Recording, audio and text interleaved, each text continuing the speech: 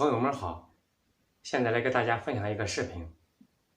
像这个空调哈，我们每年都要把那个过滤网呢清洗一下。如果我们不清洗的话时间一长，上面那个脏东西全部把这个网呢堵实了。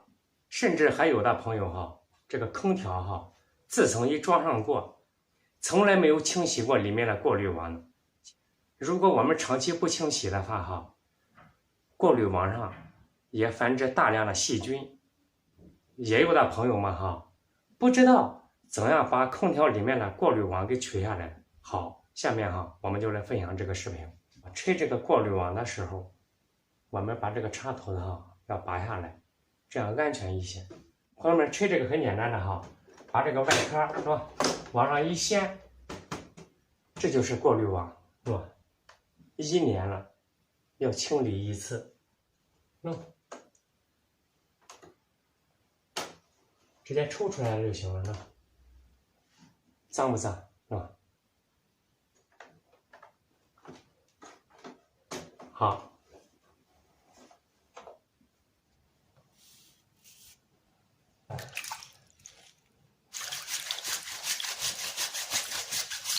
再放点洗洁精。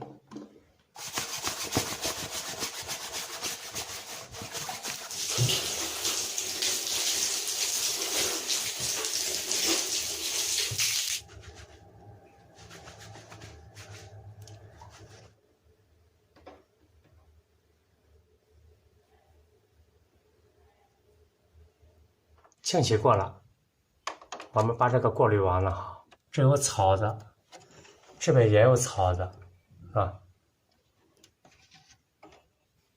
顺着草子往里推，看到吗？呢？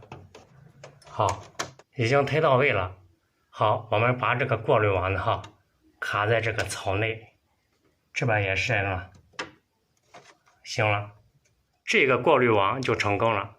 还有这个同样的方法，上口入草，是吧？好，推到位了。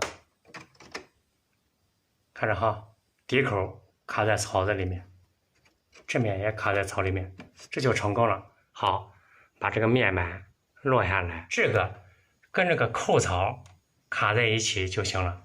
这边也是连着了。好，一按一按，好，这个成功。清洗过也装好了。像我们用的空调里面的过滤网呢每年都要清洗一次，这样我们室内的空气才卫生才清洁。